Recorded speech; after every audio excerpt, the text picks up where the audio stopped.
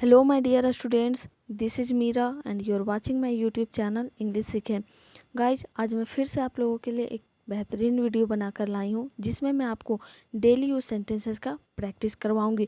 और ऐसा नहीं कि सिर्फ हिंदी से इंग्लिश या इंग्लिश से हिंदी ट्रांसलेट करके छोड़ दूंगी, बल्कि मैं बताऊंगी कि किस तरह से टेंसेस का यूज हुआ है और नॉर्मली हम लोग किस तरह से अगर एक तरह से बोलते हैं इस सेंटेंस को तो दूसरे तरीका से कैसे बोल सकते हैं। अगर डिफ़िकल्ट वर्ड मीनिंग्स है तो उसका हिंदी क्या होता है, उसे यूज कैसे करते हैं। तो मैं ये हर एक चीज़ बताने वाली हूँ, तो वीडियो को लास्ट तक ज़रूर देखें और वीडियो के लास्ट तक बने रहें ताकि आप अच्छे से अपने इंग्लिश का प्रैक्टिस कर सकें। और अगर आप मेरे यूट्यूब चैनल इंग्लिश सीखे में नए हैं तो प्लीज़ सब्सक्राइब कर दें और बेल आइकन को भी हिट कर लें ताकि मेरे वीडियोज़ आपके पास टाइम टू टाइम पहुंचते रहे। सो चलिए बिना टाइम वेस्ट किए आज को पहला सेंटेंस स्टार्ट करते हैं। आज का पहला सेंटेंस है मैडम जी नमस्ते, हेलो मैम। ऐसे हम बोलते हैं ना, मैडम जी नमस्ते, हेलो मैम, ऐसे आप बोल सकते हैं। लेकिन अगर आप टीचर्स को बोलते हैं, यहाँ पे मैटर उठता है कि अननोन पर्सन में अगर किसी लड़की को बोल रहे हैं तो हेलो मैम या हाय मैम ऐसा आप बोल सकते हैं अननोन में।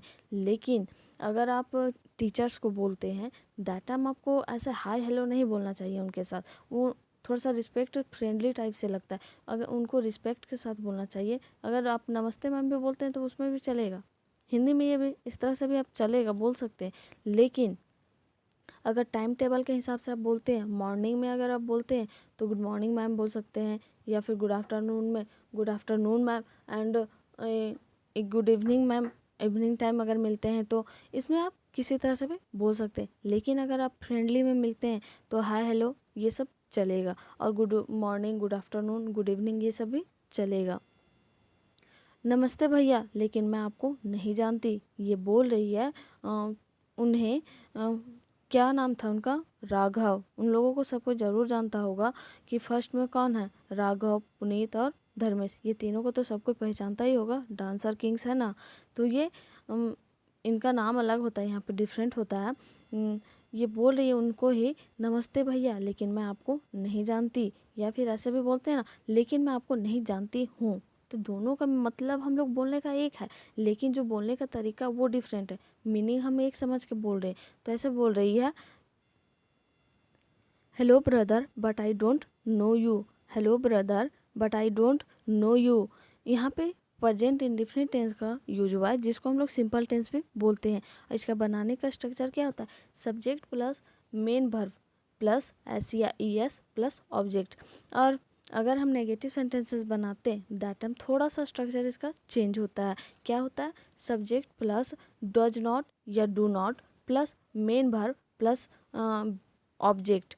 ये आपको थोड़ा सा माइंड में रखना है।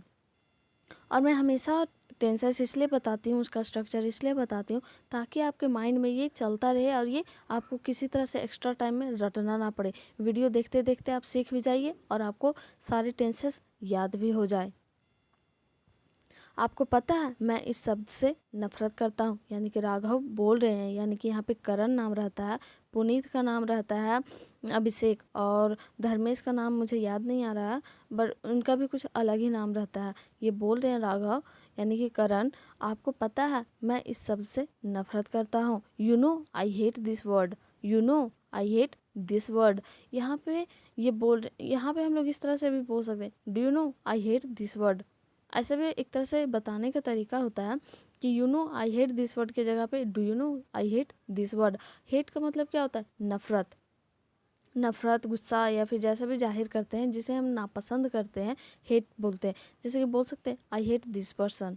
लेकिन अगर हम किसी वर्क को पसंद नहीं करते हैं, जैसे कि आई हेट ईटिंग या I hate to eat mangoes. बहुत कोई को होता है कि मैंगो खाना पसंद नहीं होता है, दैट टाइम आप बोल सकते हैं। अगर हम पहले भी बताएं कि जब भी टू का यूज करते हैं उसके बाद हमेशा वर्ब का यूज होता है, जैसे कि hate to, want to, love to, like to, ऐसे भी होता है, नीड टू, हैव टू। तो वहाँ पे उसके बाद टू जब भी यूज करते हैं इन शब्दों मतलब वर्ड्स के साथ, दैट टाइम हमें किसी वर्ब का यूज करना होता है। बट यहाँ पे टू का यूज नहीं हुआ, यानी कि इस शब्द से, शब्द तो कोई वर्ब नहीं है, यानी कि वर्ड कोई वर्ब नहीं है ना, इसलिए ये सिंपली बोल रहे हैं ये भी टेंस प्रेजेंट इंडेफिनिट टेंस में ही बेस्ड है। You know I hate this word. लेकिन मेरे पिता कहते हैं कि जो कोई भी तुम्हारा उम्र का है, यानी कि जो हमारा हम उम्र होता है, उम्र का है, but my father says that whoever is of your age, but my father says that whoever is of your age। लेकिन मेरे पिता कहते हैं कि जो कोई भी तुम्हारा मतलब तुम्हारी उम्र का है, but my father says that whoever is of your age। यहाँ पे भी प्रेजेंट इंडेफिनिट टेंस का यूज हुआ है, तो यहाँ पे से का जगह सेज क्यों है? सेज इसलिए लगा हुआ है क्योंकि फादर का बात हो रहा है। फादर क्या है? थर्ड पर्सन, यानी कि ही सी इट या कोई नाम के जगह में ये फादर का यूज हुआ। फादर क्या है? सिंगुलर है, तो सिंगुलर के लिए क्या होता है? हमेशा वर्ब 5 का यूज होता है, इसलिए यहाँ पे से के जगह सेज यूज किया गया। हुई भर का मतलब होता है जो कोई भी, वाटी भर का मतलब होता है जो कुछ भी, और हुई भर का मतलब होता है जो कोई भी। But my father says that हुई भर इज ऑफ योर एज। और तुम उसे नहीं जानती हो, तुम उसे भैया बोलना। ये सेंटेंस ज़्यादा लंबा हो जाता है, इसलिए मैं दो सेंटेंसेस में कर दी हूँ। यहाँ पे क्या है? दो पार्ट्स में कर दी हूँ। तो ये इसमें सेकेंड जो पार्ट है वो बोल रही है, और तुम उसे नहीं जानती तो तुम उसे भैया बोलना। And if you don't know and if you do not know him then you call him brother. और तुम उसे नहीं जानती हो, तुम उसे भैया बोलना। And if you do not know him then call him brother. Do not यहाँ पे यूज किया गया है, डोंट भी आप यूज कर सकते हैं, उसमें कोई रिस्ट्रिक्शन नहीं है। आप शॉर्टकट्स का यूज इजीली में कर सकते हैं, और ये आपके लिए बेटर होगा क्योंकि ये आपके स्पीकिंग को मतलब इम्प्रूव करेगा और स्पीड अप करेगा। वाह, अनजान व्यक्ति भाई के जगह दोस्त भी तो हो सकता है, ये क्वेश्चन करते हैं उस लड़की से। वाह, ऐसे बोलते हैं ना, वह अनजान व्यक्ति भाई के जगह दोस्त भी तो हो सकता है। That unknown person can be a friend instead of a brother. Instead का मतलब क्या होता है? के जगह, जैसे कि I like to eat mangoes instead of grapes, यानी कि ग्रैप्स के जगह मैं मैंगोज खाना ज़्यादा पसंद करती हूँ। तो ऐसा ही होता है कि that unknown person can be a friend instead of a brother, यानी कि भाई के जगह दोस्त भी तो हो सकता है वो। ऐसे अपना भाई बहन नहीं बना सकते, ऐसे अपना भाई बहन नहीं बना सकते। जैसे कि हम मुँह बोला बोलते हैं ना, मुँह बोला का हम लोग सो कोल्ड भी बोलते हैं। सो कोल्ड यानी कि मुँह बोला, जैसे बोलते हैं he is my so cold brother, यानी कि यह मेरा मुँह बोला भाई है। लेकिन यहाँ पे ऐसे भी बोल सकते हैं, you can not make your on brothers and sisters like this, यानी कि ऐसे अनजान लोगों को तुम अपना भाई या बहन नहीं बना सकती। And you cannot make your own brothers and sisters like this, you cannot make your own brothers and sisters like this। Can का यूज यहाँ पे फिर से हुआ है, यानी कि पावर की बात हो रहा है, एबिलिटी की बात हो रहा है, तो यहाँ पे कैन का यूज किया गया है। लाइक दिस कहने का मतलब होता है इस तरह से या ऐसे। एक अजनबी को भाई बहन भी कहा जा सकता है। ये रिप्लाई करती है, एक अजनबी को भाई बहन भी कहा जा सकता है। अ स्ट्रेंजर, अनजान व्यक्ति को अननोन पर्सन या फिर अ स्ट्रेंजर भी हम बोल सकते हैं। अजनबी को स्ट्रेंजर ही बोलिए, वो ज़्यादा बेटर होता है। A stranger can also be called a brother sister. A stranger can also be called a brother sister, यानी कि एक स्ट्रेंजर को भाई या बहन भी बोला जा सकता है। A stranger can also be called a brother sister. आप लोग यहाँ से चले जाइए वरना मैं रो दूंगी, ये बोल रही है लड़की उन तीनों से, यानी कि धर्मेश, पुनीत और राघव से। You guys go away from hair, you guys go away from hair, और otherwise I will cry. Guys यहाँ पे और यूज नहीं करना है, यानी कि यहाँ पे अदरवाइज यूज़ कीजिएगा तो और नहीं यूज़ कीजिएगा, क्योंकि ये में बाई मिस्टेक हो गया है। इस तरह से आप बोल सकते हैं, you guys go away from here otherwise I will cry. You guys go away from here otherwise I will cry. Otherwise का मतलब क्या होता है? वरना। और अदरवाइज के जगह एल्स भी यूज कर सकते हैं, ELSE। जैसे आप बोल सकते हैं, you guys go away from here else I will cry, यानी कि मैं रो दूंगी, आई विल क्राई। यहाँ पे प्रेजेंट क्या यूज किया गया? फ्यूचर इंडेफिनिट टेंस का, जहाँ पे यूज किया जाता है, यानी कि जिसका बनाने का स्ट्रक्चर होता है पर सब्जेक्ट प्लस शैल या will plus verb one plus object. आप मेरी बात मान जाइए वरना मैं अपना हाथ काट दूंगा। ऐसे मतलब जैसे कि धमकी किसी को देता है ना, कोई ब्लेड लेकर के तो कोई चाकू लेकर के, ऐसा ये धमकी दे रहा है। यू एग्री विथ मी और otherwise I will cut my hand. यहाँ पे माई हैंड की जगह एम भी लग रहा है, दिखने में वो कट गया है। यहाँ पे आपको बोलना है, और यहाँ पे फिर से नहीं बोलना आपको। यू एग्री विथ मी, या फिर ऐसे आप बोल सकते हैं you agree with my point. My point भी यूज कर सकते हैं, यानी कि मेरी बात मानिए, मेरी बात को सुनिए। यू लिसन टू मी, ऐसा भी आप बोल सकते हैं। You agree with me otherwise I will cut my hand. You agree with me otherwise I will cut my hand. यह तुम लोगों के लिए नहीं रो रही है, ये बोल रही है, इसकी फ्रेंड जो है वो बोल रही है यह तुम लोगों के लिए नहीं रो रही है। She is not crying for you guys. She is not crying for you guys. यहाँ पे प्रेजेंट कॉन्टिन्यूअस टेंस का यूज किया गया है। प्रेजेंट कॉन्टिन्यूअस टेंस का मतलब क्या होता है कि कंटिन्यूअस का मतलब क्या होता है? कंटिन्यूअस का मतलब होता है जो काम चल रहा है लगातार। कंटिन्यूअस का मतलब होता है लगातार, जो काम अभी चल रहा है, चलते आ रहा है, दैट टाइम हम लोग कंटिन्यूअस टेंस का यूज करते हैं, यानी कि प्रेजेंट कंटिन्यूअस टेंस का। उसका जो बनाने का स्ट्रक्चर होता है वो क्या होता है? वो सब्जेक्ट प्लस इज, एम या आर, जो भी हेल्पिंग वर्ब होता है तीनों, वो प्लस मेन वर्ब यानी कि भी1 प्लस आईएनजी प्लस ऑब्जेक्ट। ये हमेशा याद रखना है कि आप नेगेटिव सेंटेंसेस बनाएं, अफर्मेटिव सेंटेंसेस बनाएं या फिर इंट्रोगेटिव सेंटेंसेस बनाइए, आपको हमेशा वर्ब फोर का यूज करना है। वो बोल रही है she is not crying for you guys, यह तुम लोगों के लिए नहीं रो रही है। तो फिर क्या हुआ जो अचानक रोने लगी? ये बोल रहा है राघव, तो फिर क्या हुआ जो अचानक रोने लगी? Then what happened that suddenly started crying. Then what happened suddenly started crying. Then what happened suddenly started crying. तो क्या हुआ, तो फिर क्या हुआ जो अचानक रोने लगी? Then what happened that suddenly started crying. कुछ समय बाद इसकी परीक्षा है और इसने परीक्षा की तैयारी नहीं की है। ये बोले उसकी फ्रेंड इसके बारे में, अपनी फ्रेंड के बारे में, कुछ समय के बाद इसकी परीक्षा है और इसने परीक्षा की तैयारी नहीं की है। Her exam is after some time. Her exam is after some time and she has not prepared for the exam. And she has not prepared for the exam. Prepare का मतलब क्या होता है? तैयारी करना। और ये बोल रही है सम टाइम का मतलब तो आपको पता ही होगा कि कुछ समय।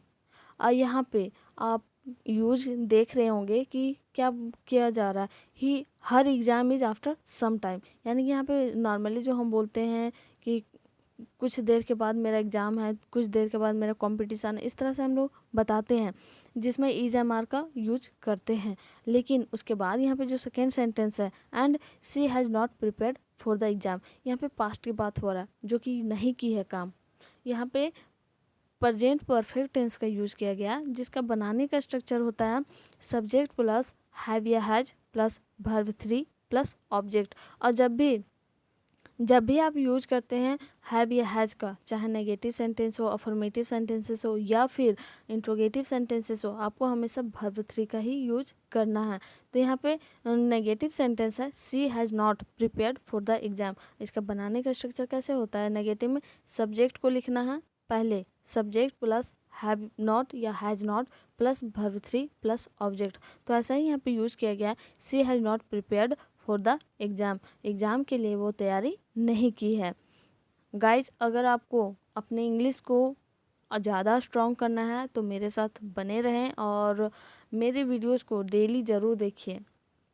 डेली देखने के साथ साथ जो मेरे प्रीवियस वीडियोज हैं उन लोगों को, उस वीडियोज को भी आप रिपीट करके देखिए। जितना बार मौका मिलता है, 2 बार 3 बार, जितना बार भी टाइम मिले आपको वो देखिए और उससे ट्राई कीजिए कि आप कुछ नया सीखें। हमेशा कंसंट्रेट करके आप पढ़िए और जहाँ पे भी आपको मौका मिलता है आप उसको यूज़ कीजिए अपने स्पीकिंग को।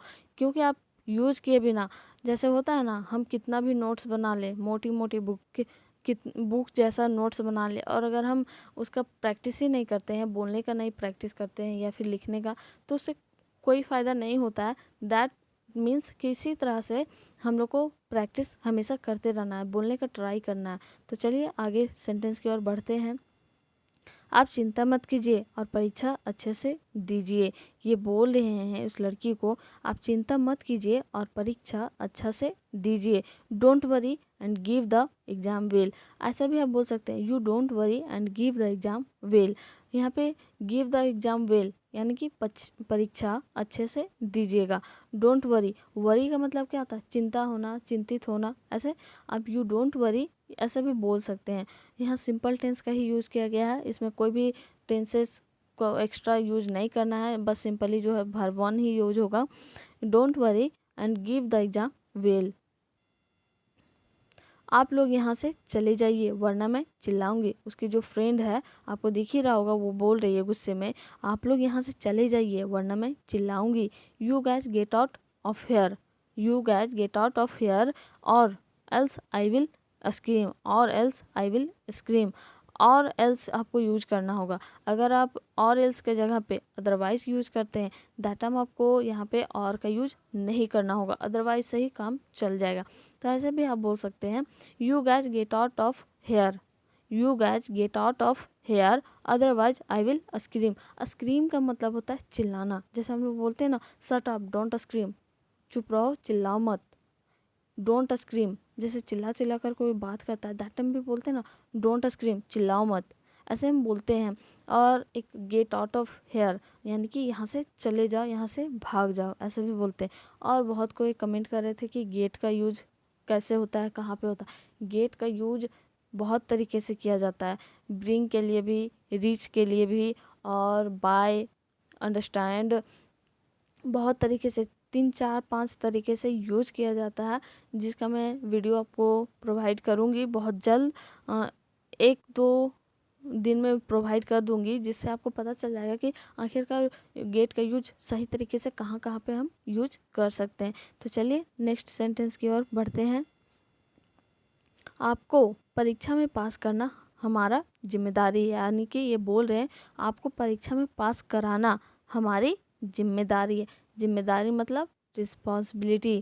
तो ये बोल रहे it is our responsibility to make you pass in your exam, it is our responsibility to make you pass in your exam. ऐसे हम बोलते हैं ना, it is my responsibility to take care of your, यानी कि तुम्हारा देख रेख करना मेरी जिम्मेदारी है। ऐसा ही ये बोल रहा है कि it is our responsibility to make you pass in your exam. यहाँ पे मेक का यूज़ किया गया है, क्यों? क्योंकि यहाँ पे कराने की बात हो रहा है। जैसे हम बोलते हैं ना, डोंट मेक मी लाफ, मुझे हंसाओ मत। डोंट मेक मी वीप, मुझे रुलाओ मत। जहाँ पे किसी और के द्वारा हम काम होता है, वहाँ पे हम मेक का यूज़ करते हैं। जैसे कि डोंट मेक मी सैड, मुझे उदास मत करो, ऐसे हम बोलते हैं। तो यहाँ पे इसी तरह से बोला गया है। यहाँ पे क्या करना है, परीक्षा पास कराने की बात की जा रही है, इसलिए यहाँ पे बोला गया है it is our responsibility to make you pass in your exam. शोर मत करो और धीरे धीरे आओ। Don't make noise, don't make noise and come slowly, don't make noise and come slowly. शोर मत करो और धीरे धीरे आओ। Don't make noise and come slowly, slowly का तो आपको पता ही होगा कि धीरे धीरे। और यहाँ पे भी सिंपल टेंस का ही यूज किया गया है, जिसका मैं स्ट्रक्चर पहले भी बता चुकी हूँ।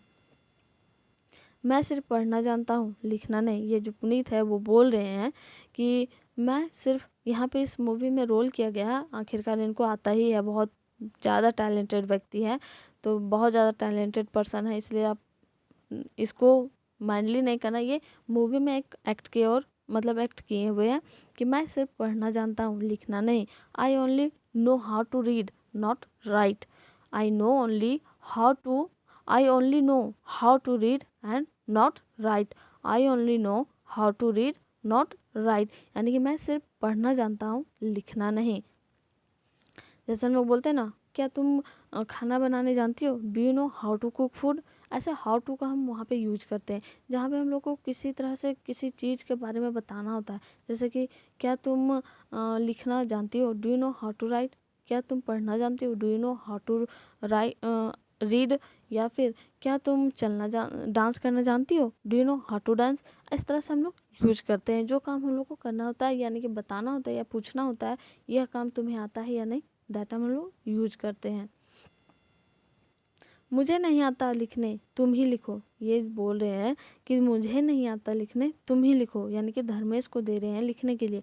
आई don't know how to write, you write. मुझे नहीं आता लिखने, तुम ही लिखो। I don't know how to write, you write. तुम ही लिखो। यहाँ पे भी सिंपल टेंस का यूज किया गया। तो ये बोल रहे हैं मुझे नहीं आता लिखने, तुम ही लिखो। या फिर हम लोग बोलते हैं ना, मुझे नहीं आता, तुम ही बाइक चलाओ। I don't know how to drive bike, you drive. ऐसा हम बोलते हैं ना, I don't know how to drive car, you drive. तुम ही चलाओ, मुझे नहीं आता है। रुको मैं लिखता हूँ, वेट आई राइट। रुको मैं लिखता हूँ, वेट आई राइट। ये ऐसे हम बोलते हैं ना, वेट आई विल गो, मैं भी जाऊँगी। ऐसे फिर कुछ काम होता है, रुको मैं करता हूँ, wait I do, wait I do. ऐसे ही बोल रहा है, रुको मैं लिखता हूँ, वेट आई राइट। यहाँ पे भी सिंपल टेंस का यूज हुआ है, यानी कि मैं खाता हूँ, मैं जाता हूँ, मैं पीता हूँ, मैं सोता हूँ, मैं नाचता हूँ, मैं गाता हूँ। तो सिंपल जैसे बोलते हैं ना, I write, I play, I dance, I write, I play games. ऐसे बहुत सारे सेंटेंसेस होता है जो हम लोग बोलते हैं सिंपल टेंस में, जो एक तरह से हैबिट क्लास जो आप पढ़ते हैं तो वो तो हैबिट अलग हो गया, लेकिन यहाँ प्रेजेंट इंडेफिनिट टेंस का जब हम लोग क्लासेस करते हैं यानी टेंस का यूज करते हैं, जहाँ पे हम लोग बनाते हैं उस टेंस के बेस्ड पे स्ट्रक्चर, दैट टाइम हम लोग सिंपल यूज करते हैं। यहाँ पे रुको के लिए वेट किया गया है, मैं लिखता हूँ, आई राइट। यह क्या है और किसने रखा? What is it and who put it? What is it and who put it? जैसे लोग करते हैं ना, पूछते हैं यह क्या है एंड किसने रखा। कोई भी शौक हो जाएगा अचानक से तो देखेगा ही और पूछेगा ही कि यहाँ मैंने नहीं रखा तो किसने रखा है। यह क्या है और किसने रखा? What is it and who put it? रखा, यहाँ पे एक और बात नोट करने वाली है, यहाँ की पास्ट टेंस का यूज हुआ है।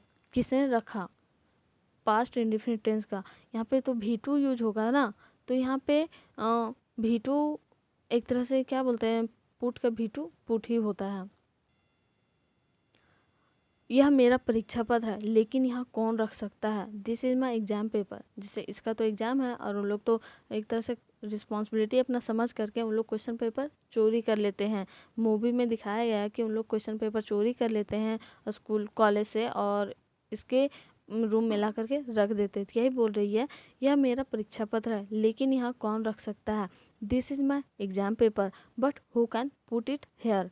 This is my exam paper but who can put it here? यह मेरा परीक्षा पत्र है, लेकिन यहाँ कौन रख सकता है? This is my exam paper but who can put it here?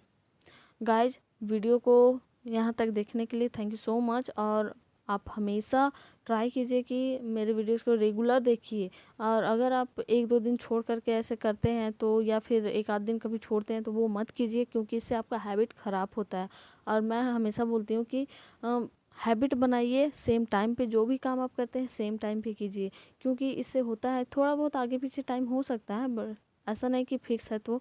But आप ट्राई कीजिए कि सेम टाइम पे कीजिए, क्योंकि इससे आपका आदत हो जाएगा। और डेली देखिए और डेली प्रैक्टिस करिए।